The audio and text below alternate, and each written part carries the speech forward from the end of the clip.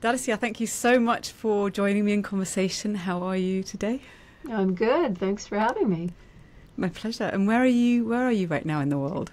I live in South Bend, Indiana, which is in the upper Midwest of the United States, near Chicago, 90 minutes away from Chicago, driving. Mm-hmm. Very nice. I visited Chicago. Very beautiful place. Lots of water, which I didn't realize until I got there. Anyway, I'd love to start our conversation by opening with a question that I always like to offer in the first instance. And that's, what do you sense or imagine is going on in the global human psyche right now, if we can use that frame? Well, some people are very optimistic that we're moving towards a higher consciousness of some sort. And I still struggle with that idea because we've undermined our human nature from the way we treat children, which we'll talk about. And so you end up with people who are kind of half human. When they're adults, they're kind of stuck. Their brain isn't fully developed. Their self-regulation systems of various kinds, stress response, are not functioning optimally. And so they get easily off kilter and easily pushed into kind of protectionist, aggressive orientations, and especially affects boys. So boys need a lot more nurturing than girls because they have less built-in resilience and mature more slowly. But in patriarchal societies, they tend to get less nurturing. And so you end up with a dangerous person, either or withdrawn and kind of not there. But they're going to be dangerous because they're going to want to find some way to feel safe because they didn't feel safe for so long and so neglected. And then they get mad at women because mothers didn't take care of them the way that we're built to do that in our species. And so you end up with people who are so upset and they're triggered easily. And then we have social media that triggers everybody. And then they just, guns are everywhere in the States. And so you can go find a gun when you're mad. You can use it, and then because you lose your head, you lose your heart, you lose your sense of connection, right? And so you do all this damage. So for me, we have to get back to our normal way of raising, our species' normal way that promotes wellness and well-being and flourishing in people and in the bio community, the natural world, the rest of our relations. We have to get back to that if we're going to, even have any future. So that's where I conflict with those that say, oh, yeah, this is all fine and we're good and we'll be fine and AI will save us and all this. Yeah, well, I'm saying we got to get back to what our ancestors knew. Yeah. And it's interesting, actually, and I wonder if this will weave in later. We have so much other territory to kind of explore, but the fact that we're looking to disembodied systems to help resolve what are deeply embodied challenges and problems. So you mentioned the word flourishing, and that's going to be my second question to you, which is, at this moment in time when there is so much suffering and difficulty and an acceleration in the degradation of so many of the systems that we had put some kind of trust in or stability upon, what are the ways in which you conceive of flourishing? What does that mean for you? Well, from an individual perspective, it means that your systems, your physiological systems are well functioning, your heart works well, your digestion, your brain systems, and everything's coordinated there.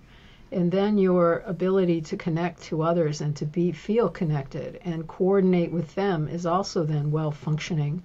And then your ideas about how to think about the future, how to think about things that aren't in front of you is well functioning, is well fully developed, so that all this then leads to a sense of communion, a sense of oneness, a sense of we're in this together and we can do this. So you have capacities for action, your consciousness is relational, you have relational know-how, and you're able then to work together in the peaceable kind of way rather than this very self-protection, bracing, and fighting and opposition and all that kind of thing we see so prevalent now, encouraged by the media, of course, because that's what sells. And then people get this idea in their head that, oh, that's the way people are.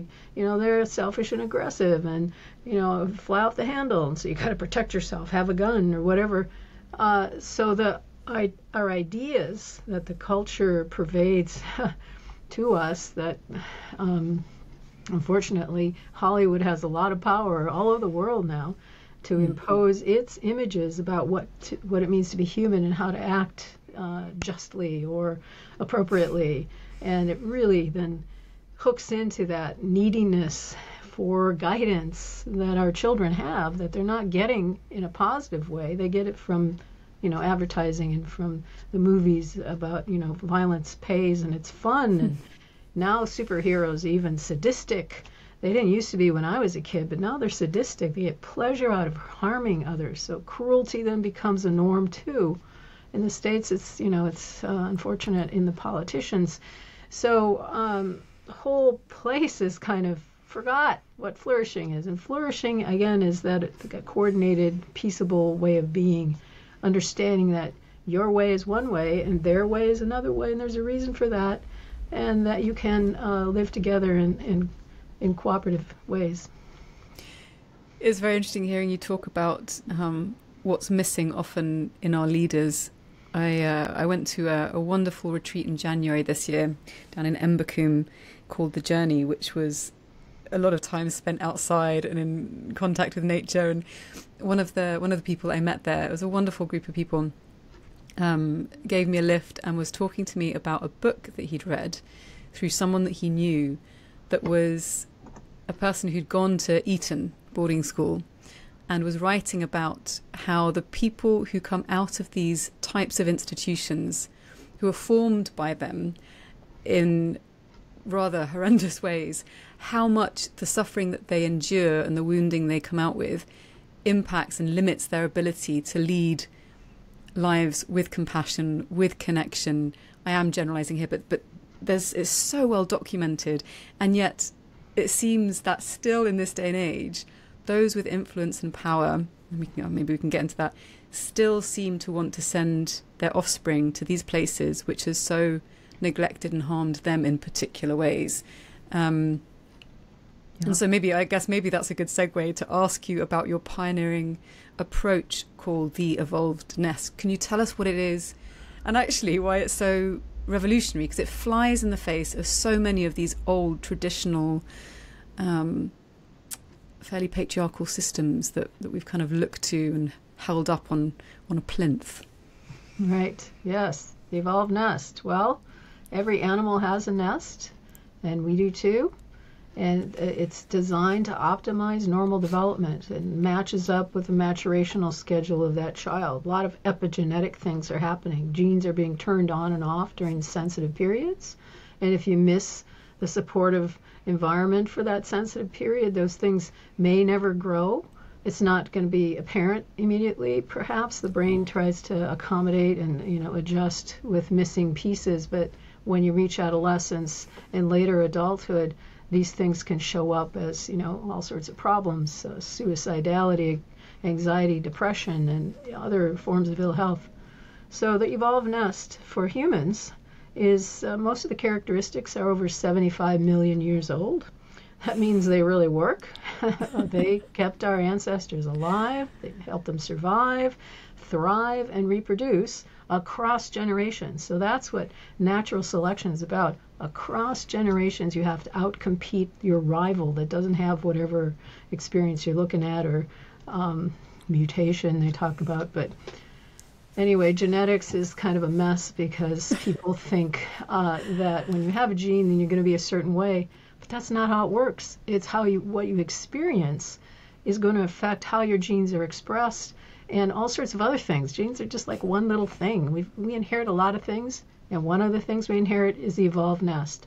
So the Evolved Nest, we have identified 9 components based on the anthropological research, ethnographers, mapping all over the world. These same characteristics are given to children, are actually provided to the whole community throughout life. So apart from the first 2, it's like we all need nestedness. And why? Because it fosters our compassionate human nature, which you can see in the adults. and you can see thriving in these adults. It's just amazing that we don't even, really? People are like that. They're kind, they listen, they're generous, they're empathic, they love to help others feel good, they have a quiet mind. I mean, all these things, there's, dozens of characteristics that we find rarely, I think, at least in our adults today in the United States. All right, so the evolved nest. Number 1, soothing pre- and perinatal experiences.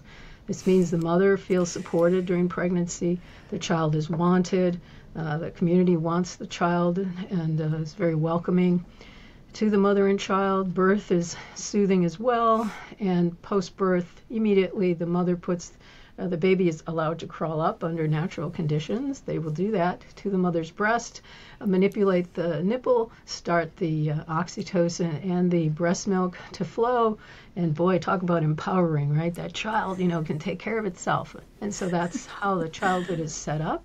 The child is able to express their need and get their need met immediately for baby. Really important, because we are like fetuses of other animals for about 18 months of age. Our brain plates do not close until around that time, meaning we are scheduled to grow a big brain. What grows a big brain? The second component, breastfeeding. And for several years, which is always, blows the minds of everyone in the West, what do you mean 4 years? Ah! Yeah, in Europe it's a lot more common. Not everywhere, but certainly, you don't bat an eyelid if you see a younger one or an older one. Okay, that's better than the States. It's like, it's forbidden. You have a little closet they have for moms, and like in airports. Usually it's the Global South. When I talk about the evolved nest, the Global South folks, so-called Global South, are nodding their heads. Oh, yeah. Oh, good to know the science about this. Yeah, great. Global North's going, what? Are you kidding me? I get yelled at. Wow. What? I don't want to have to touch my child.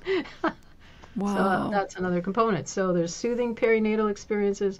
We violate that all the time. In the States, medicalized birth is fomenting illness, trauma in so many ways. We could go into that for a while, but then there's the breastfeeding. Breastfeeding, for our species, on average, 4 years.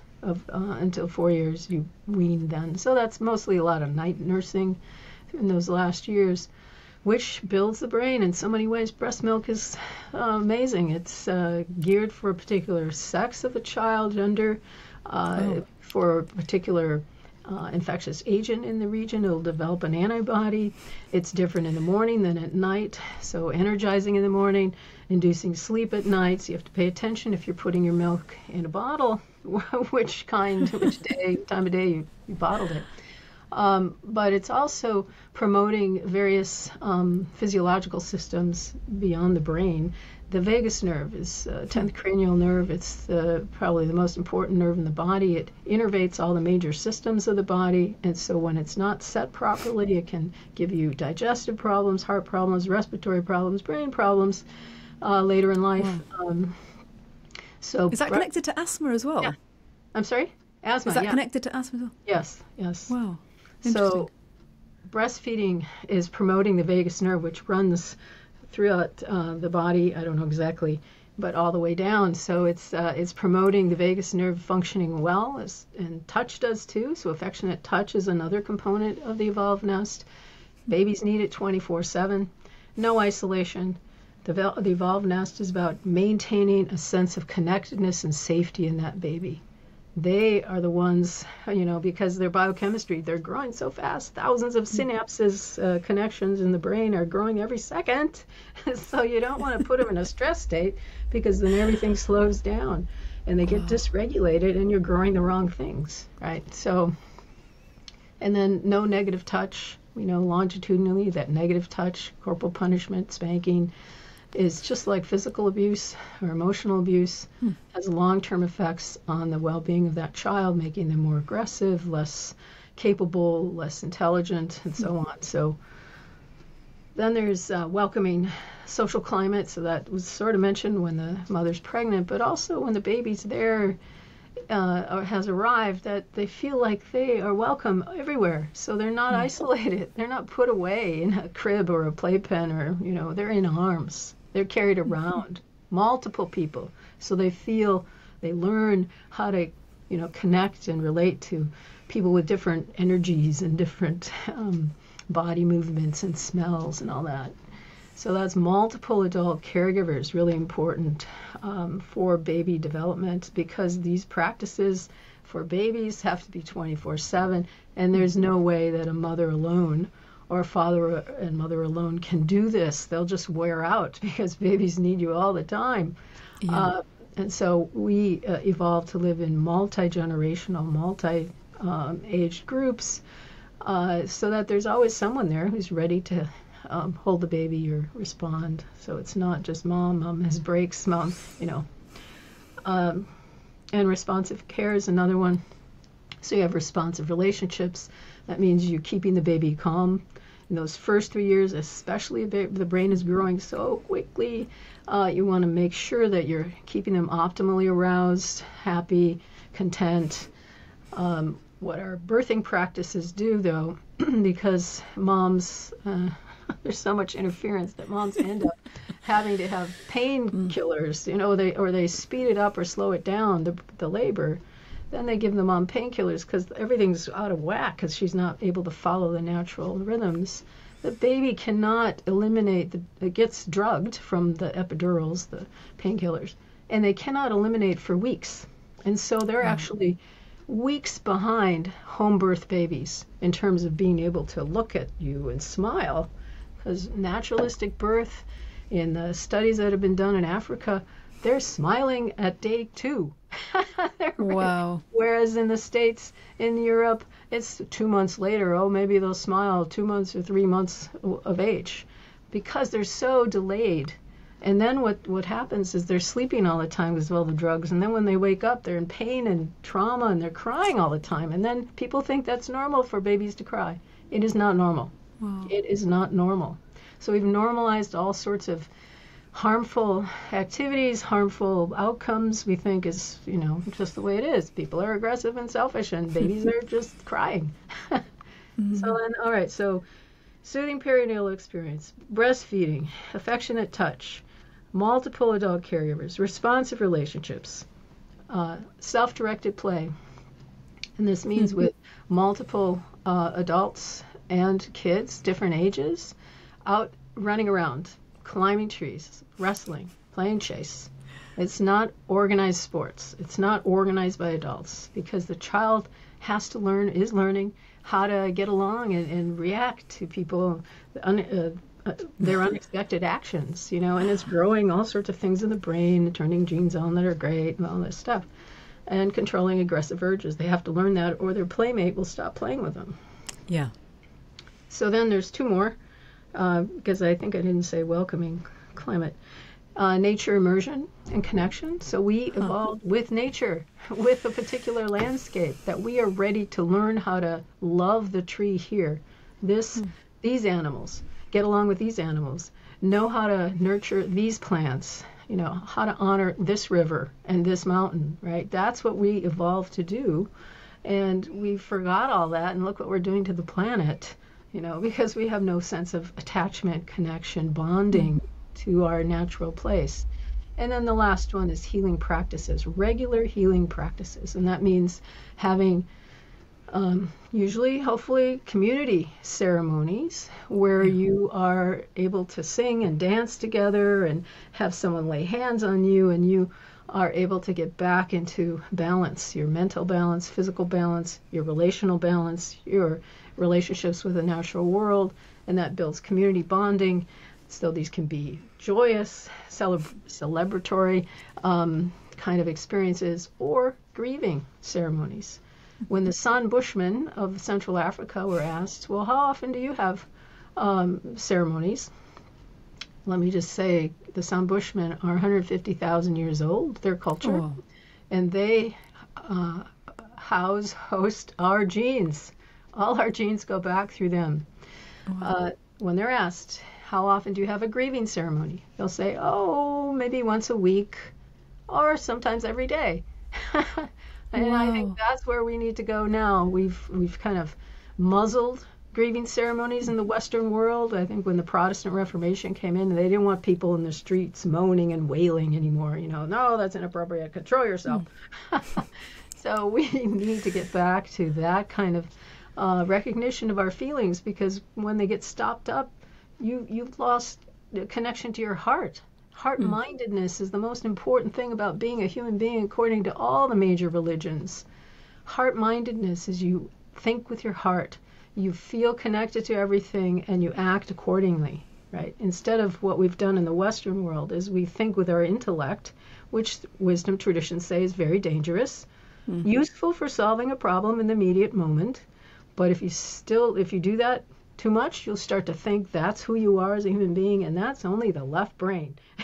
It's just part of you, and it thinks it knows everything. It knows very little, but it has, it's able to manipulate the world and so on. So I can say more about the brain stuff. That's the... Oh my God. I mean, this could be an entire season in and of itself. It's very, very moving hearing you talk about the different ways in which we could cultivate cultures that raise healthy communities. I'm thinking in particular, one of the things that you mentioned, which is about the baby being welcomed within a community and being in the arms of whoever's there that's safe to be, all this stuff. One of my cousins had a baby a few years ago now, and for her it was so, so important because she had quite a challenging upbringing for the community to gather around. And it's so wonderful to see that all of the people that she has around me, so my dad's from Gibraltar and they live in close proximity, and it's more of a Mediterranean kind of culture and climate.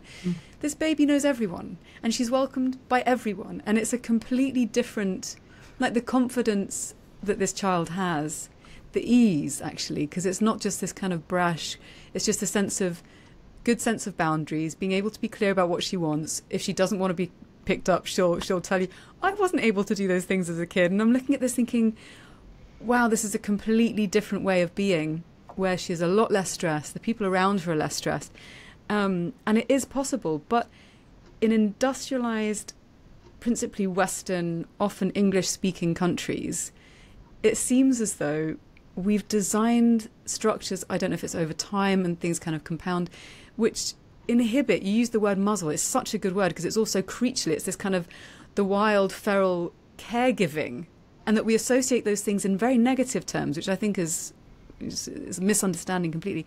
But the muzzling of all of these things, how can we unpick some of that when all of us who are adults, most of us I should say, will have had to contend with upbringings from overstressed, under-parented, under-resourced parents themselves? Like, how do we not perpetuate this and we start to create a more flourishing future for the generations to come? Well, that's my work, is trying to educate people about who we are. What does it mean to be human, and how do you grow our best selves? And I have little movies now. So there's the 6-minute movie, Breaking the Cycle, 8-minute movie, The Evolved Nest, 12-minute movie, Reimagining Humanity. Yes, 12 minutes. That's no mean feat. So yes, trying to reset, I guess, people's understanding of our potential. And a lot of people have been trying to do that for a while, but they didn't link it to early experience. They didn't realize that our personalities, our dispositions, our desires, our values, our attention is shaped by how we're treated in those early years. And if we're undercared for, which is the lack of the evolved nest, our attention is going to be towards trying to be safe. We're going to be more threat reactive. It's just going to feel like instinct to look for threats, and we're going to be easily triggered into a different mindset. I call them self-protectionist mindsets, so oppositional or withdrawn or even dissociated, not there, not present. Abused kids often go into that state. And when you're in that state, your blood flow is shifted. Your blood flow is shifted away from your higher order thinking to mobilize you for flight or fight, right? And so you're not going to be open-minded. You're not going to be open-hearted. You're just, bracing, trying to get through it. And we've set the society up to encourage that, and with just ignorance. And Ian McGilchrist's work focusing on how the left brain's taken over Western civilization, and Western civilization has pushed its way all over the world.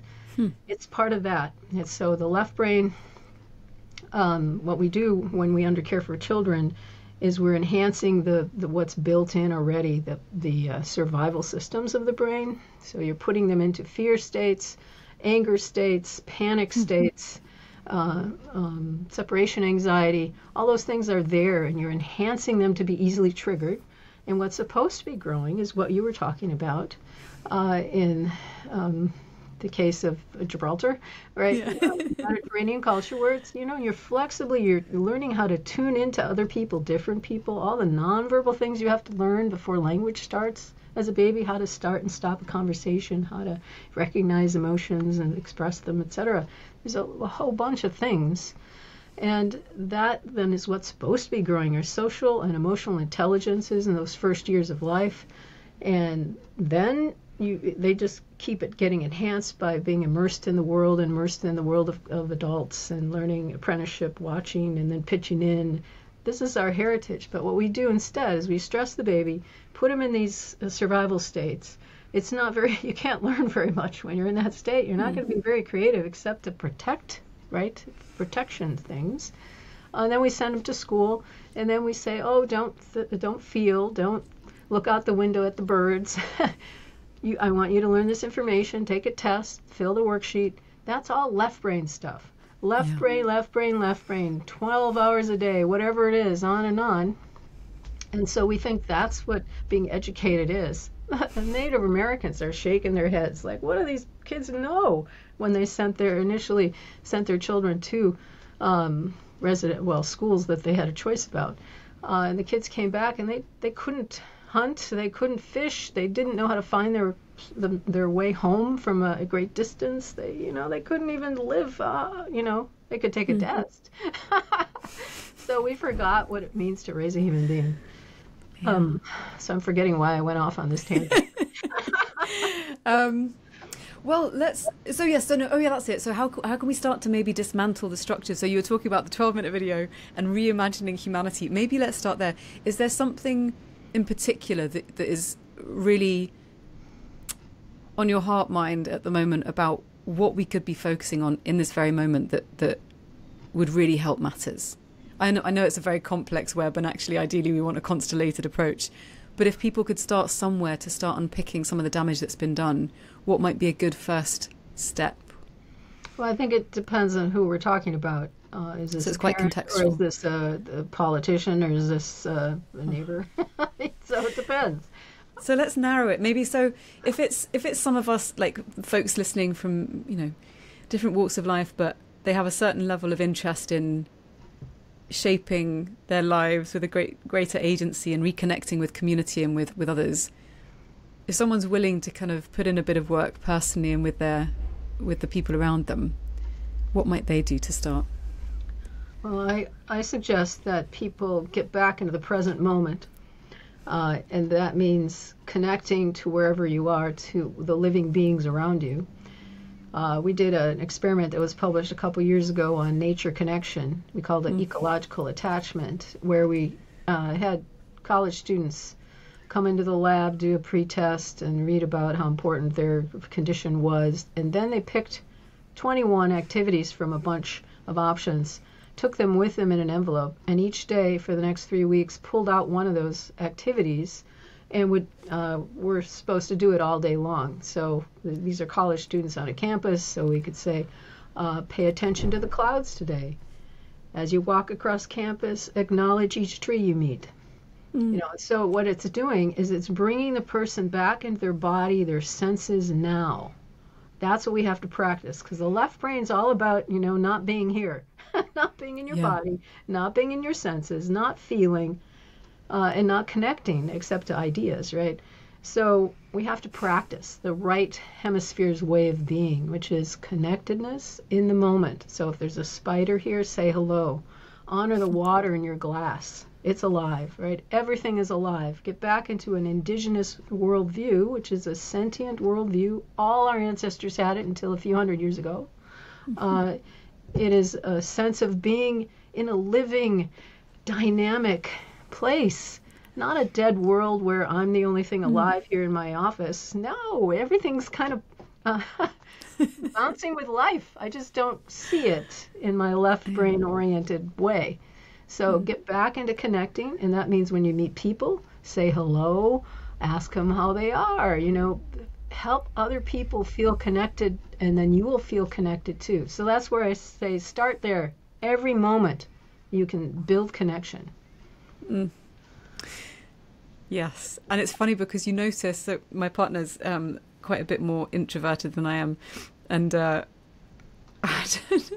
he often laughs at me. Because sometimes you'll just catch someone's eye in a shop and there'll just be like a giggle or something. And in the UK, I would always kind of hold that bit back because I don't want to make anyone think that I'm weird or make them feel uncomfortable.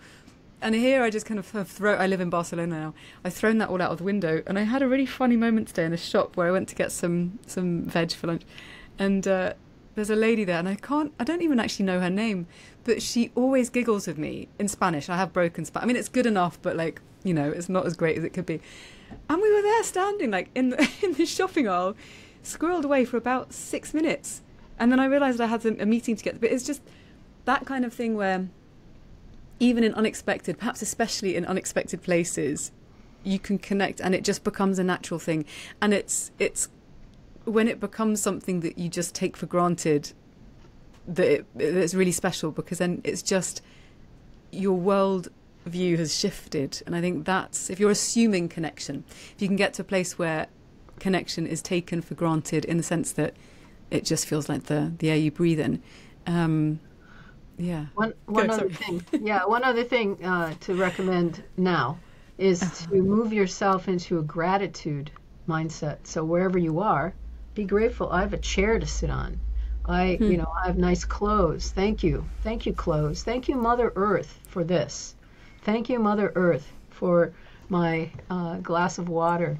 Thank you, thank you, thank you. Lots of gratitude all the time, but relational gratitude, so that you know that that's a gift. These are gifts all over the place. The sun is shining on you today.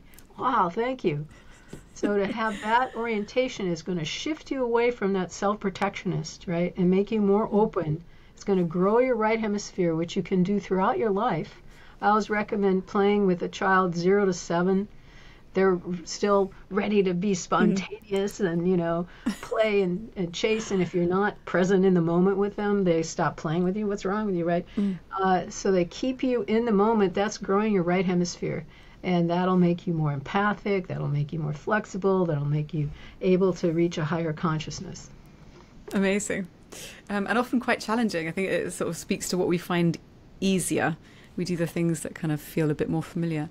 I do want to ask you a bit about the award-winning non-profit of which you are president, Kindred World, of which the Evolve Nest is an initiative. Do you want to tell us a little bit about the work there and some of the insights that you've unearthed in your work with them? Well, I've only been president for maybe 3 years, so it's kind of a honorary title. The force behind that title is Lisa Reagan, who has been working in activism, parent activism, for 25 years or more. And she is the one who has took up this Kindred World from the work of Kelly Wendorf, who had started a magazine in Australia called Kindred. And so it just morphed into this online presence. And so the board members are all doing the kind of thing that Kindred is aiming for, and that is to reignite conscious parenting, reignite an indigenous worldview. We've taken that up in recent years. My book with 4 Arrows last year is part of that. And the Reimagining Humanity is all about that, the film. So it's a place, kind of a hub for inspirational essays and videos and podcasts and other things that were other tools. Evolve Nest is doing a lot of the tools right now. So tools for that I mentioned, that experiment we did with college students, we transformed that into 28 days of eco-attachment.dance. So you can do them. There's Instagram things, do one thing a day. They're little nudges, right, to get yourself back. We also have 28 days of self-calming, 28 days of solo play, trying to get people back into the, grow their right hemisphere different ways. Little nudges, just do a minute a day, start there, Yeah, that sounds wonderful and practical, because I think often there can be the desire to do it, and then there are so many other things that we put on our to-do lists that crowd out the meaningful, important stuff. So one of the things I found particularly fascinating about your personal journey and story is that you started out investigating more of the kind of moral psychology, moral development through more conventional routes, like studying reason, cognition, education, which in Western cultures, you go to university, you talk about schooling, there are specific ways of approaching these subjects that you're conditioned to do. But you've since navigated towards a much more integrative, interdisciplinary approach. And I'm curious, was there something that sparked that transition, or was it more of a gentle kind of movement there? I'm kind of curious how you moved into that space when the odds of a structure kind of limiting you from getting there are quite big. Yeah, well, I guess this leg of my journey, let me just say that the earlier legs of my journey have been in other careers. So I was a music major in college, for example, accidentally, pipe organ. I just enough of J.S. Bach, practiced him. I just loved him. Yeah, he's amazing. And then I was classroom teacher, a music teacher in the Philippines. I was a private piano teacher. I was a church organist for a number of years.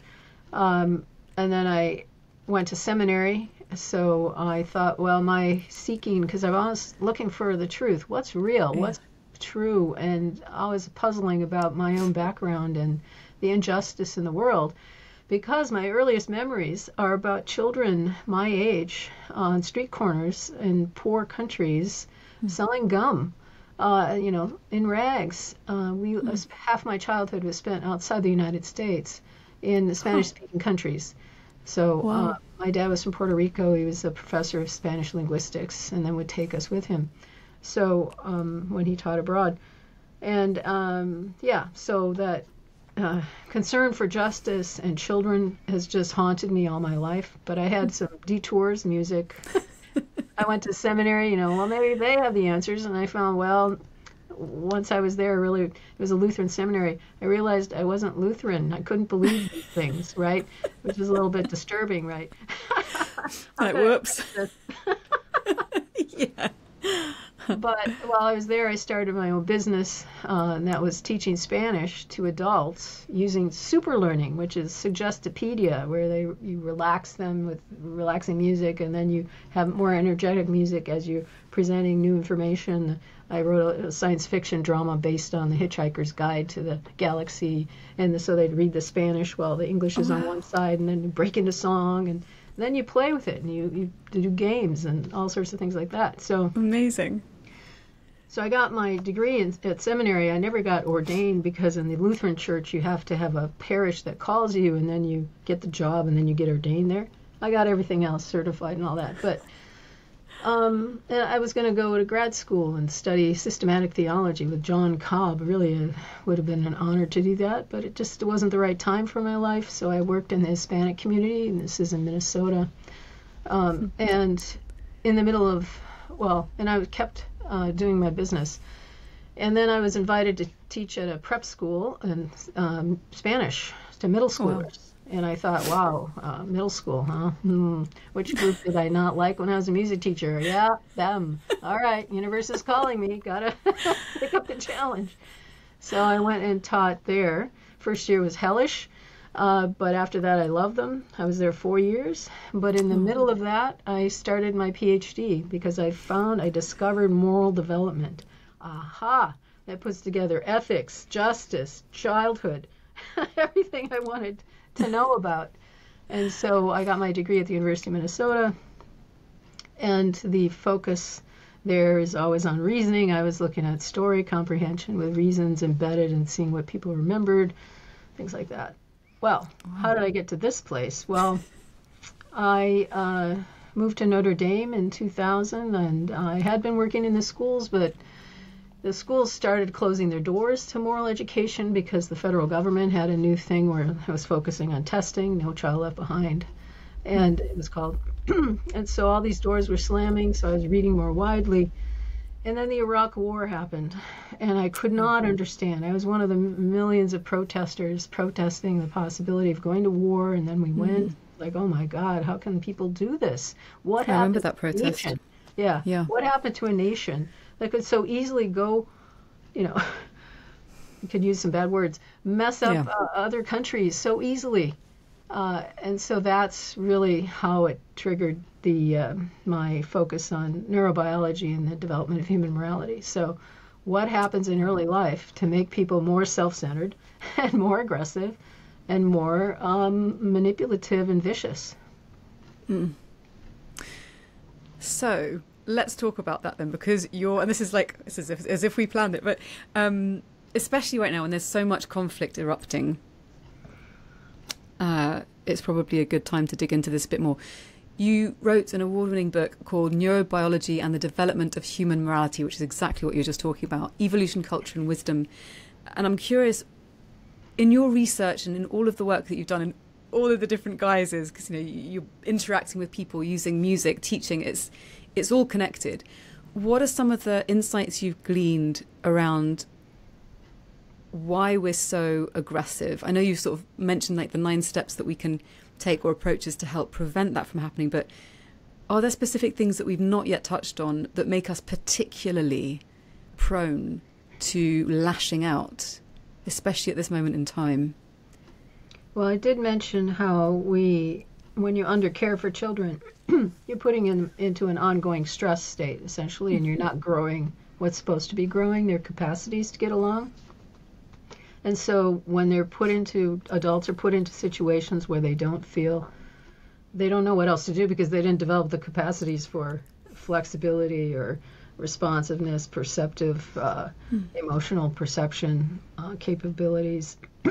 And so they get mad and they go into the stress state because, especially boys, so boys get stuck in their survival systems because, especially because their brains develop more slowly and they don't get the nurturing they need. And then they're encouraged, man up. Boys don't cry. And so they have to stuff their feelings. So then there's a disconnection. So we have you're disconnected, the baby's disconnected from their body because, nobody listened to me when I cried or wanted something. They all, ignored me. Okay, well, I better ignore it too. This body wants things. But you're also your relational, your trust in yourself, your trust in your relationships. These people aren't reliable. How can I, and so you end up having a one-person psychology. It's me against the world because they're against me. They're not with me. I'm going to be against them too. But you're trained not to focus, and you can't. It's just too self-destructive to blame your parents or your caregivers or your community. No, it's those green people. Those green people are the ones that are making you mad, that are making you upset, that are causing all the problems. And so you channel your energy towards those, whoever your group, your family, your community says are the scapegoats. And then you build the narratives about that, right? These are the stories. This is, we all know this, and they become more instinctive again. And so when you see those green people, you're going to feel unsafe, and you're going to go into the defensive protective mode, right? Especially if you don't even have the other stuff developed, the relational attunement and being able to be open to others and, co-construct an interpersonal dance newly with this person today. That's our heritage, to be able to do that. So it's big. We have a big social brain for that purpose. We evolved to raise children together. Cooperative breeding is what the anthropologist Sarah Hrdy calls it. Cooperative child raising is a little nicer sounding. We evolved to do that, and that's how we got the big brains, the brains that can read minds, that want to share their what's in their mind and heart with the others, but it has to be fostered after birth. And this is what makes us different from chimpanzees. They cannot share their minds the way we do. They don't mind read, but we do. But we, since the last 10,000 years or so, our brains have been shrinking since agriculture. In the last several hundred years, our jaws have been shrinking because moms went to the textile factories industry and breastfed less. And so the jaws get narrow. You can't sleep as well because your palate, you have all these sleep disturbances because the palate is too narrow, and all sorts of orthodontic problems that you don't see at all in nested communities. So there's so many pieces, right, that get misaligned. I mean, it's such a big thing to untangle. One of the things I think is really interesting, I had someone once said to me, she was a therapist, she said, because I was kind of, butting my head up against some of these things and trust in relationships and the rest of it. And I remember she said to me something like, and I hated it at the time hearing it, but it really stayed with me.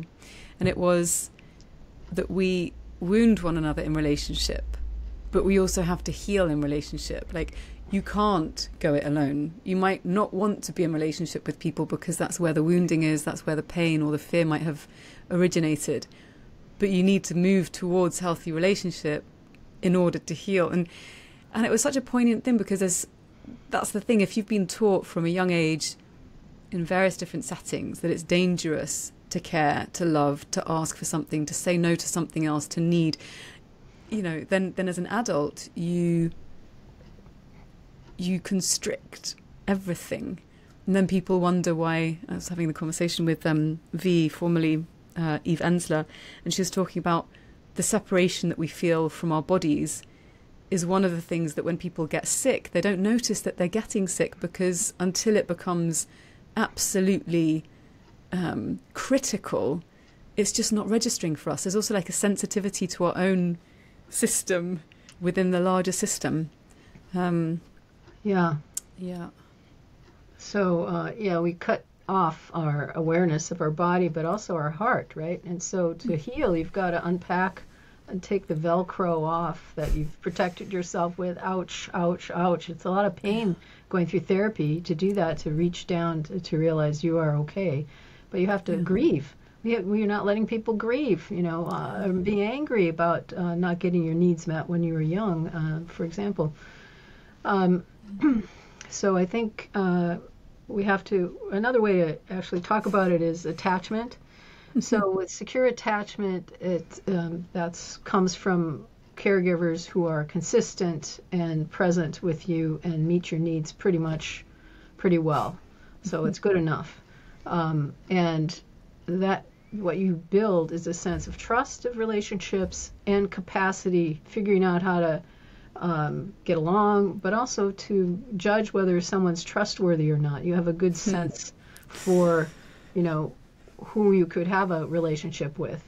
When you have insecure attachment, those things don't get developed properly. You cannot tell that this person's trustworthy or not, and you end up in these relationships that are dangerous and harmful to you. In part also, and so that insecure attachment comes from the caregivers who are either inconsistent, they sometimes come, they sometimes don't when you're a baby and you need something. If you're left to cry and then they finally show up and you're still crying, that means you've learned to use screaming to get your needs met. Sort of Trump-like, I'm just going to make a mess of everything and then I'm going to get my needs met, right? Or if they've left you to cry and never come, you just have to shut down. Now you've cut yourself off from all sorts of signals, right? And you learn to do that. You still, though, in both cases, don't know how to do relationships. Yeah. And so, but then you don't know any better, so you always blame the other people for the problem.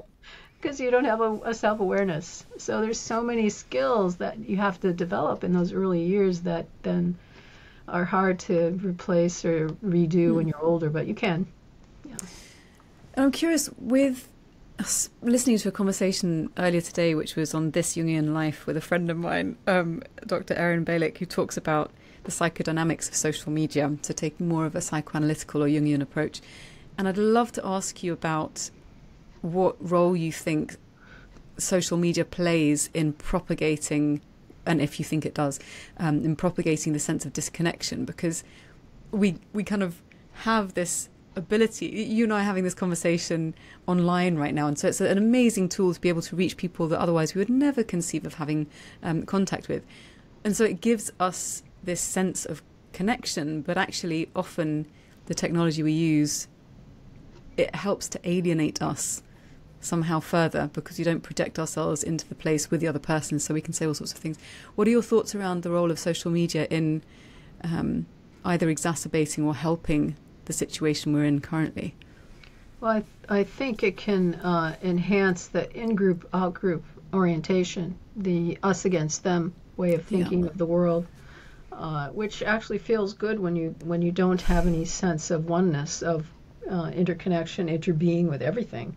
You've latched on to some ideology. So an adolescent who's been undercared for throughout life finds, the Nazi group, the hate group, the military, something that this is where I can find security. This is where I find meaning, right? Because you have to find meaning. Nobody helped them develop any other sense of meaning, for example. Or it could be a religious ideology. So then on social media, you're more attracted to whatever your group is. And then when someone in your group starts to point fingers at somebody else, oh yeah, you're trying to always identify your difference, how you're different, you're better, right? And social media just enhances all that stuff. And when you don't have, I think anybody can fall into the rabbit hole there, even if you are highly skilled. Yeah. What do you think is a helpful way to kind of combat that, or even the use of the language? What would be a good antidote to that? Is it gathering with one another? You mentioned ceremony earlier, and the lack of opportunity that we create for us to come together and to grieve.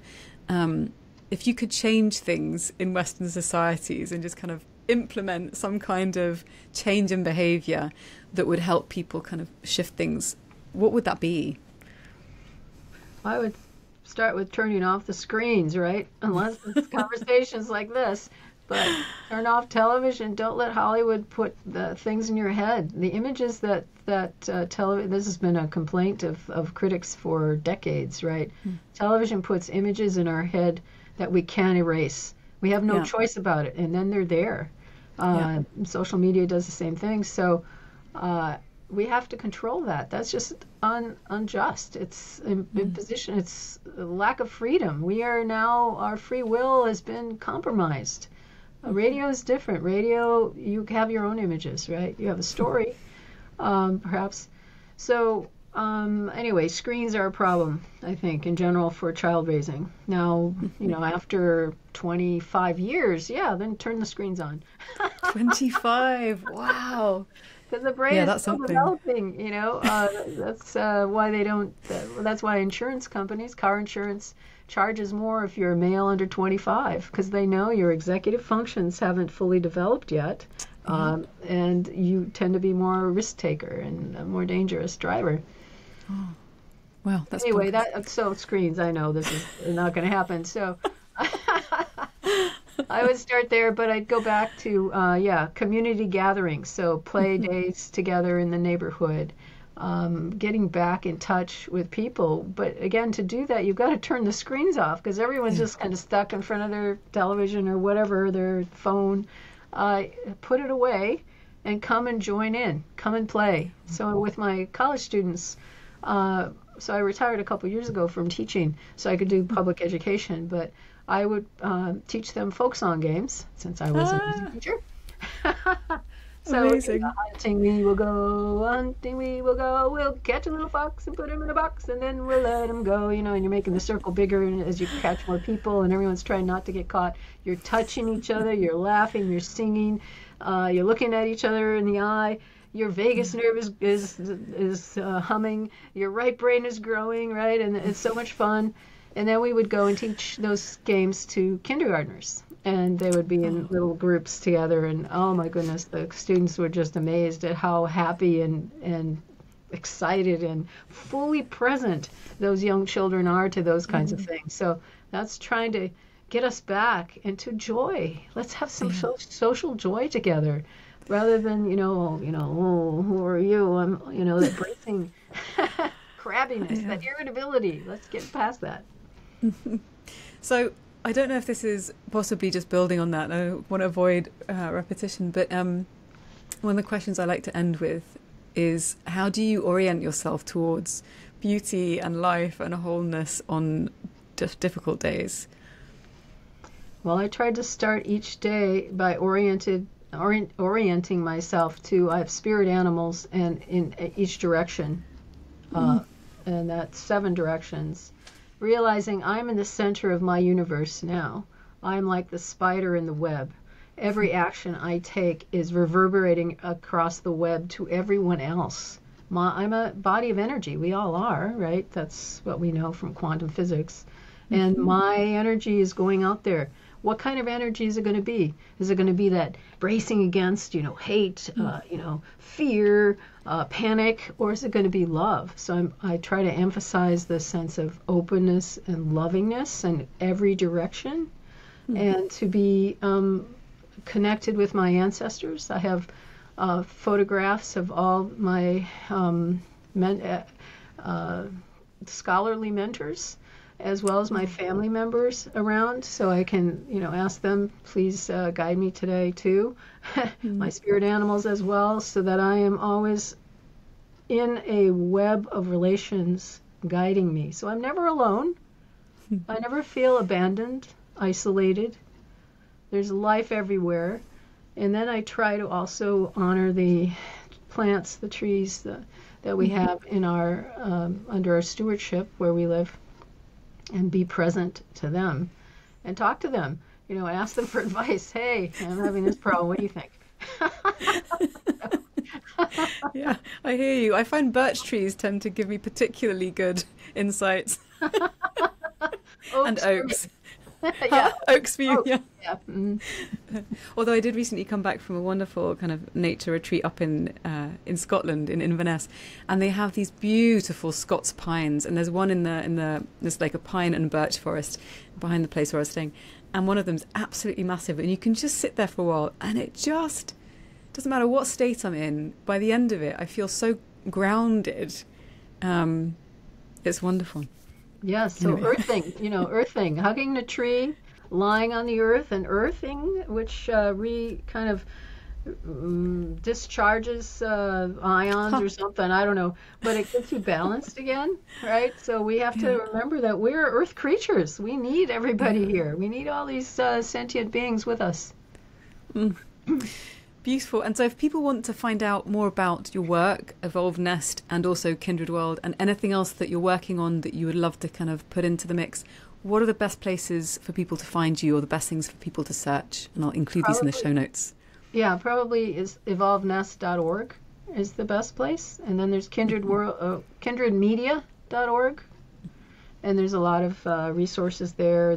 We have an Evolved Nest curriculum now that people can download. It's can be self-directed or with a group, community group discussion. And there's podcasts and videos, links to those in there, and essays. And then are you nested today? If not, in these particular ways, did you get enough touch? Did you play enough? Okay, here's some suggestions for you, to do today or tomorrow. And to build a habit of making sure you're nested. And then nesting suggestions for your workplace or your community. Wow, I love it. Well, thank you so much for your time and for your insights today. There's so many more things I could have asked you, but it was a real joy to be in conversation with you. Well, it was my pleasure. Thanks so much.